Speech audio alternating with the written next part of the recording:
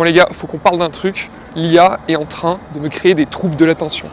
C'est une dinguerie. J'ai l'impression que j'arrive plus à réfléchir à tel point là que je vais partir faire du sport parce que c'est terrible quoi. Je vais vous expliquer pourquoi. C'est que j'ai un sentiment, c'est que plus je m'intéresse à Claude, parce que évidemment il faut s'intéresser à Claude, parce qu'il faut s'intéresser à l'IA, tout ce qu'on peut faire avec l'IA, parce que forcément c'est véritablement l'avenir, c'est véritablement ce qui va se passer demain. Mais la problématique que je rencontre, c'est que plus je m'y intéresse, plus je me rends compte que ça s'applique partout. En fait, il n'y a pas un endroit dans ton business où tu peux pas appliquer l'IA. Tu vois, je prends l'exemple de l'agence.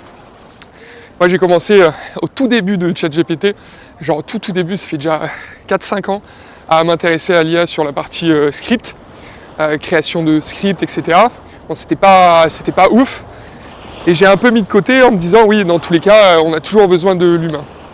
Et le temps est passé, on a vu des use cases un peu sympas sortir, mais rien de foufou. Et là, dernièrement, depuis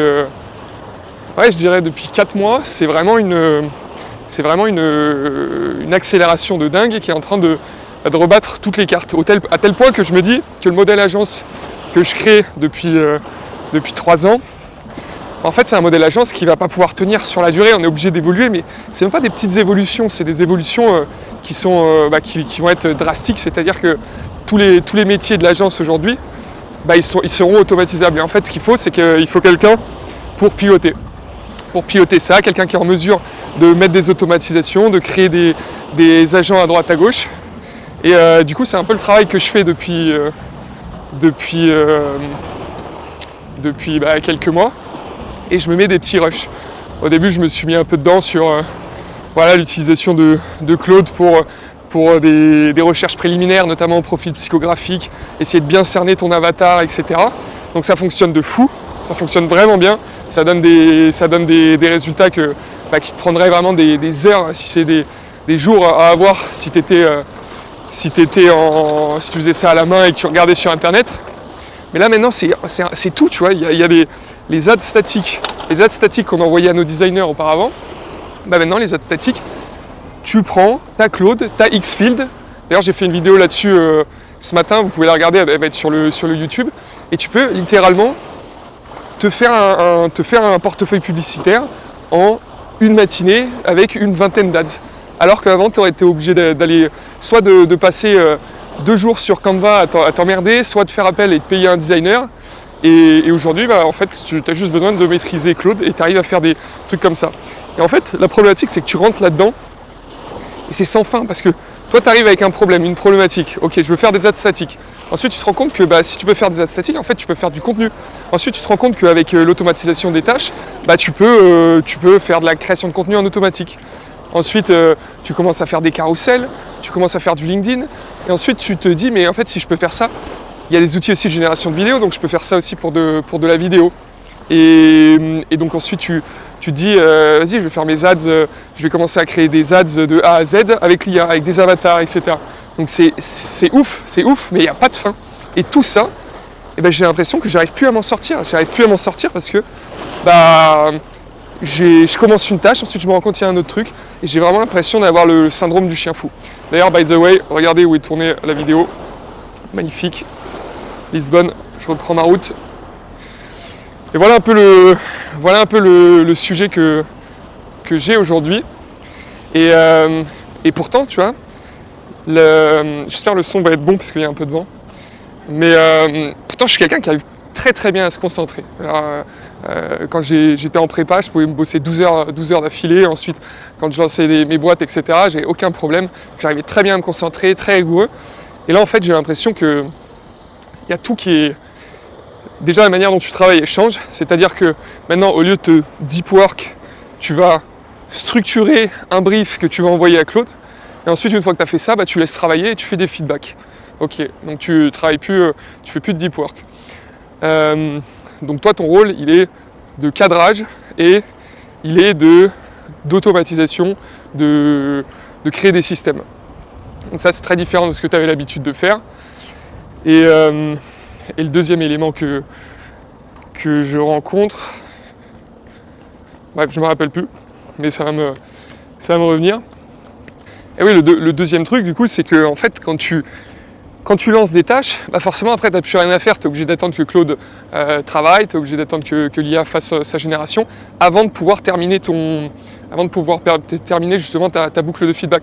Donc toi tu n'es pas là de tourner les pouces, soit tu mets une vidéo YouTube, sauf que cette vidéo YouTube elle te parle d'autres trucs, du coup tu relances un autre type de tâche avec Claude. Et en fait tu te retrouves littéralement à travailler sur 4-5 sujets en même temps. Et ton cerveau, il n'est pas fait pour ça. Ton cerveau, il est fait pour faire une tâche, tu la termines, tu passes à autre chose. Et c'est pour ça que j'ai l'impression véritablement que ça crée des troubles de l'attention. Ça crée des troubles de l'attention, tu n'arrives plus à te concentrer, tu n'arrives plus à travailler, tu n'arrives plus à aller au bout des sujets. Du moins, moi, c'est ce qui m'arrive aujourd'hui. Et c'est un trou sans fin. C'est un trou sans fin, et ce qui fait le plus flipper, c'est que c'est arrivé tellement vite, cette accélération là, sur les 4 derniers mois, que tu te dis, mais... Maintenant, en plus, avec Claude Code qui commence à se développer tout seul, tu te dis, mais qu'est-ce que ça va être dans 12 mois et toi, d'un point de vue business, le pire, c'est que tu bosses sur des trucs, des systèmes d'automatisation, etc. Mais demain, tout ce que tu as automatisé, c'est sur quoi tu peux avoir passé pas mal de temps pour créer un système, en fait, l'IA aura déjà créé un agent, déjà préfet, etc. Mais en fait, tu peux pas savoir ça va tellement vite que tu peux pas savoir sur quoi te poser, sur quoi tu auras de la valeur. Et c'est ça le plus fou, tu vois. J'ai commencé à bosser pendant 3 semaines là, sur un projet avec un associé sur une partie d'apprentissage, en gros, d'un algorithme externe à Meta qui aura pour objectif de s'enrichir de toute la data qu'il récupère sur ton business manager pour ensuite relancer des batchs de créatives, etc. sur base à la fois des analytiques et des angles de tes créas. Et là, je fais quoi ? Je me balade sur Twitter, et là, je vois déjà le MCP de Meta qui est sorti, et de Xfield, pardon. Et maintenant, avec Claude, tu centralises les deux. Claude analyse tes créatives, analyse tes stats, et ensuite il fait quoi ? Il fait un appel à Xfield, et il te génère directement, sur base de toutes les stats qu'il a récupérées sur ton business manager Meta, il te fait un nouveau batch de créatives. Donc voilà, petite vidéo pour parler de ça. N'hésitez pas à me dire ce que vous en pensez, aussi vous en commentaire. Ce sera l'occasion d'ouvrir un topic là-dessus. En tout cas, vidéo super spontanée, juste sur le chemin en allant au sport. Sport qui est aussi sur le bord du Tage à Lisbonne. Et voilà. Donc je pense que maintenant l'enjeu qu'il va y avoir sur les prochains mois, c'est pas tant de maîtriser l'IA, les systèmes, etc. C'est déjà d'être à l'aise sur quelques outils, et surtout d'être à l'aise sur des outils sur ta niche, pas sur quelque chose de généraliste, tu vois. C'est avoir des applications concrètes, parce qu'en fait on peut tout faire. À partir du moment où tu peux tout faire, ça veut dire que tu peux aussi rien faire. Donc l'idée c'est qu'il faut avoir des applications concrètes, et à partir de là, je pense que tu auras des business IA super nichés qui vont réussir à pivoter et à apporter de la valeur sur un type de marché, que ce soit de la TPE-PME dans le BTP, etc. En faisant appel à toute cette stack d'outils, mais vraiment avec un cadrage qui soit hyper précis. Bon, j'ai fini ma séance de sport, j'ai l'esprit un peu plus posé, je pourrais retourner me faire une night sur les sujets IA, et j'ai retrouvé ce que je voulais dire tout à l'heure, qui est un point quand même assez important sur tout ça. C'est que je trouve que ça altère ta capacité à réfléchir par toi-même.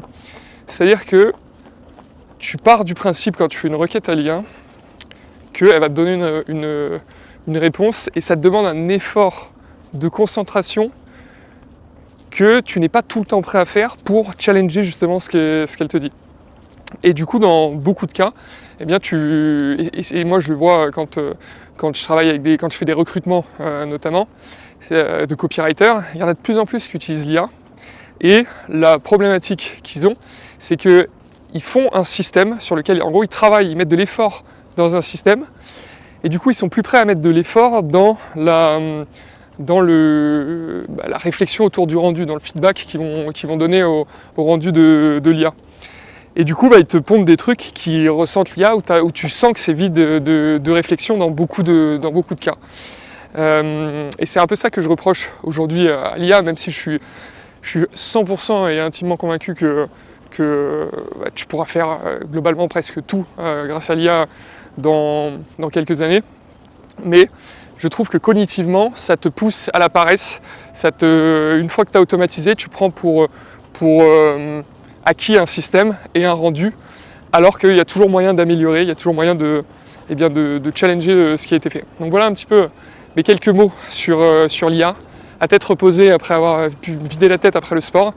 Mais voilà, n'hésitez pas à me dire ce que vous en pensez en commentaire. Et puis surtout gardez en tête que si vous avez une activité, que vous êtes une TPE, PME, que vous êtes consultant, que formateur ou que vous avez une activité de coaching, gardez en tête que si vous voulez avoir des clients en 2026 et que vous ne faites pas de publicité, vous êtes littéralement en train de passer à côté de votre business parce que vous vous focalisez sur des choses qui ne sont pas génératrices de revenus. C'est-à-dire que vous faites du contenu, vous passez du temps à vous pignoler sur des process alors que vous n'avez pas encore de clients. C'est très bien d'avoir des process, etc. Mais les process, il faut faire rentrer du client. Il y a une première étape, c'est obtenir des clients. Pour obtenir des clients, il faut être visible. Pour être visible auprès des bonnes personnes, il faut faire de la publicité. Alors si vous n'avez toujours pas commencé à faire de la publicité, moi je vous invite à réserver un Scale Sprint avec un des membres de Lead Club ou moi-même. Et du coup, on va vous faire une stratégie sur mesure et on va valider que sur votre type d'activité, que vous soyez en B2B, enfin surtout en B2B ou en B2C, eh bien, ça vaut le coup d'activer la publicité, notamment sur Meta. Et on va donner surtout de la visibilité sur la compréhension de votre avatar, comment est-ce qu'il faut s'adresser à lui et quelle est la stratégie qu'il faut mettre en place pour être en mesure de le convertir grâce à la pub sur Meta. Je vous mettrai le lien en description de cette vidéo et puis moi je vous souhaite une bonne soirée à tous et n'abusez pas de l'IA.